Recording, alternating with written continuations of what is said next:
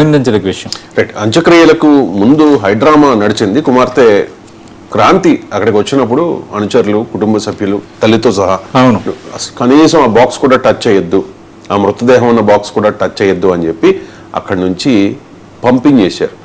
ఆ క్రమంలో క్రాంతి బాధపడ్డారు, ఏడ్చారు అని మనం చూసాం. అసలు ఏంటి క్రాంతి ఎపిసోడ్ మీద మీ కామెంట్ ఏంటి? అంటే కావాలని అక్కడ గొడవ చేయడానికి వచ్చింది, దీన్ని కూడా రాజకీయంగా ఉపయోగించుకునే ప్రయత్నం చేస్తోంది అని చెప్పి క్రాంతి మీద సోషల్ మీడియాలో నెటిజన్లు విపరీతంగా పోస్టులు అయ్యి పెడుతూ ఉన్నారు. కనీసం కన్న తండ్రి చనిపోతే చూపించరా, ఇది వైసీపీ రాజకీయం అని చెప్పేసి క్రాంతికి మద్దతుగా కొంతమంది పోస్టులు పెడుతున్న పరిస్థితి ఎలా అర్థం చేస్తారు? ఇదేంటంటే చాలా థిన్నర్ లైన్ ఇష్యూ అండి. అంటే రెండు వైపులా పదునైన కత్తి అన్నట్టుగా ఉంది ఈ సెన్సిటివిటీ. ఒకటి కుమార్తె తండ్రి మధ్య అనుబంధం, కుమార్తె తన తండ్రి చివరి చూపును చూడాలనుకోవటం, ఇది ఒక కాంటెస్ట్. సరే ఆమెను వచ్చారు, స్వయాన తల్లి ముద్రగడ భార్య క్రాంతి తల్లి, ఆమె కూడా నువ్వు రావద్దు, నువ్వు వస్తే నాన్న ఆత్మ శాంతించదు, నిన్ను చూడాలనుకోలేదు, భార్యదేహాన్ని కూడా నువ్వు చూడాలనుకోలేదని ఆమె కూడా అనటము, అక్కడ కొంత హైడ్రామా, ఆమె గట్టిగా అరుపులు అరవటము, ఇదంతా జరిగింది. ఇది జరిగింది. అయితే చాలామంది సరే తండ్రికి చివరి చూపు కుమార్తెను కూడా చూపించరా అని చాలా సింపుల్గా చాలామంది అంటారు. కానీ ఒక రెండు ఇష్యూస్ అంతకుముందు మనం చూసాం. ముద్రగడ్డ పద్మనాభం ఒక వీడియో కూడా రిలీజ్ చేశారు. అలాగే కొందరు సహచరులతోనూ అతనితో సాన్నిధ్యంగా ఉన్న వాళ్ళతో కూడా కొన్ని విషయాలు పంచుకున్నారు ఆయన. ఎందుకంటే యాక్చువల్గా ముద్రగడ్డ పద్మనాభం భార్య కూడా, ఆమె కూడా కొంత క్యాన్సర్ బారిన పడ్డారు ఆ మధ్యన. ఆమె హైదరాబాద్లోనే కొంత చికిత్స తీసుకున్నారు. సింహాద్రి సత్యనారాయణ ప్రముఖ డాక్టర్, ఆయన ఆంకాలజిస్టు, 2వ హాస్పిటల్ ఉంటుంది సైనిక్పురి దారిలో, అక్కడ ఆమె చికిత్స పొందారు. ఈ చికిత్స పొందుతున్న క్రమంలో కుమార్తె క్రాంతి ఇక్కడ నివాసం ఉంటున్నారు. ఇక్కడ నివాసం ఉంది వాళ్ళకి. అమ్మ నేను ఇంటికి తీసుకొస్తాను అంటే ఆమె స్పందించిన తీరు అతన్ని బాధించింది అన్నది. ఎందుకంటే అమ్మకి ఇప్పుడు క్యాన్సరు, ఇప్పుడు తీసుకొస్తే మేము ఎలా ఉంచుకోగలుగుతాము అన్న అర్థం వచ్చేలా క్రాంతి రెస్పాండ్ అయ్యారు, కాంతి వ్యవహరించారు అన్నది కొంత ప్రస్తావనలో ఉన్నది. ముద్రగడ గారు చెప్పారు, ఆ ప్రస్తావన ఉన్నది. ఆ నేపథ్యంలో ఆయన బాగా నొచ్చుకొని ఆయన స్నేహితులు వేరొకరికి ఫోన్ చేసి వాళ్ళ ఇంటికి వెళ్ళి కొద్ది రోజులు అక్కడ ఆశ్రయం పొంది. ఎందుకంటే ఈ చికిత్స నిమిత్తం ప్రతిరోజు టెస్టులకు తీసుకువెళ్ళటం, తేవటం, మళ్ళీ ప్రతిరోజు కిర్లంపొడిలు రావటం అనేది చిన్న విషయం కాదు. దానికి వాళ్ళు స్పందించిన తీరు అతనికి మానసికంగా కుంగిపోయేలా చేసింది.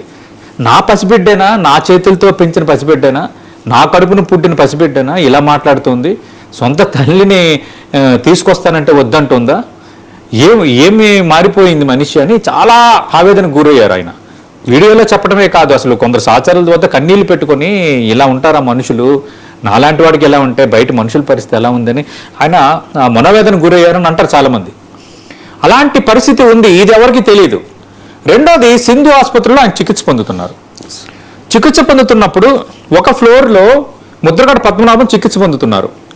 పై ఫ్లోర్లో ముద్రగడ పద్మనాభం సతీమణి, తర్వాత 2 తనయులు ఉన్నారు, కొందరు బంధువులు. అయితే క్రాంతి ఆమె సింధు ఆసుపత్రి ఫస్ట్ ఫ్లోర్లోకి వచ్చి గ్రౌండ్ ఫ్లోర్లో ఆఫీస్ సిబ్బందితో గొడవ పెట్టుకుందంట.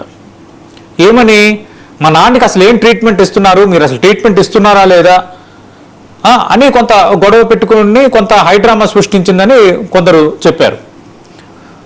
అయితే ఈ హైడ్రామా సృష్టించడం ఒక ఎత్తు అయితే, రెండోది కనీసం తండ్రిని అప్పుడు కూడా చూసే ప్రయత్నం చేయలేదు.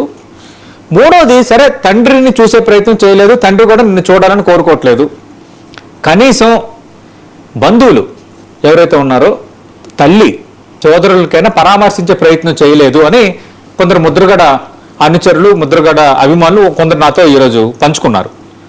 ఇదంతా పూర్వరంగా ఉంది.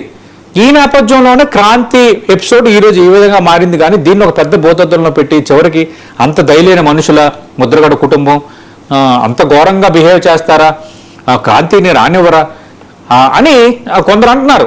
ఎందుకంటే వీళ్ళకి పూర్వరంగం అంతా తెలియదు కదా. అంటే ఒక రకంగా నేను అదే అన్నాను, ఒక రకంగా తండ్రి కుమార్తె బంధం, అనుబంధం చివరి చూపు చూడనీయరని కాంటెస్ట్ ఒకటి. రెండోది, ఈ పరిణామాలు జరిగిన తర్వాత ఆయన మనసు బద్దలైపోయింది. తర్వాత కుటుంబానికి అంత సీరియస్గా చెప్పారంటే అసలు ఎవరైనా ఆపుకుంటారా? ఎవరన్నా అంత ఈజీగా బంధాలు ఆపుకోరు కదా, ఎన్ని బంధాలు విడిపోయి కలిసిపోలేదు. కానీ ఆమె వ్యవహరించిన తీరు అతను అంతగా గాయపరిచిన నేపథ్యంలోనే ఈ పరిణామాలు ఇట్లా చోటు చేసుకున్నాయి. నాకు కూడా అలా చూస్తే కొంత చివుక్కం అనిపించింది, అయ్యో ఆమె అరుస్తుంది, అరుపులు చేస్తుందని. కానీ తెర వెనక ఇంత జరిగింది, ఇంత పెయిన్ ఉంది ముద్రగడ గారికి. అందుకే ఆయన వీలునామాలో అన్ని అంశాలతో పాటు తన కుమార్తె నాకు చూడటానికి రాకూడదు అని రాశారంటే ఆయన మనస్సు ఎంత గాయపడిందో ఆమె వ్యవహరించిన తీరుతో. తల్లి క్యాన్సర్తో బాధపడుతుంటే ఇంటికి వస్తానంటే రావద్దు అని చెప్పిన ఆ పరిస్థితి నిజంగా తల్లిదండ్రులకి అది క్షోభించేదే కదా. ఈ కోణంలో కూడా ఆలోచించాలి విమర్శలు చేస్తున్న వాళ్ళు.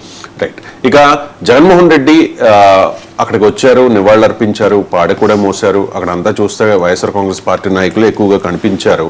కానీ ఉదయం అయితే మాత్రం ఎక్కువ కూటమి నాయకులు వచ్చారు, చాలా మంది మంత్రులు వచ్చారు. కందులు దుర్గేష్, వాసంశెట్టి సుభాష్, ఇంకా బండారు సత్యానందరావు, ఇంకా ఇలా చెప్పుకుంటూ పోతే పంచకర్ల రమేష్.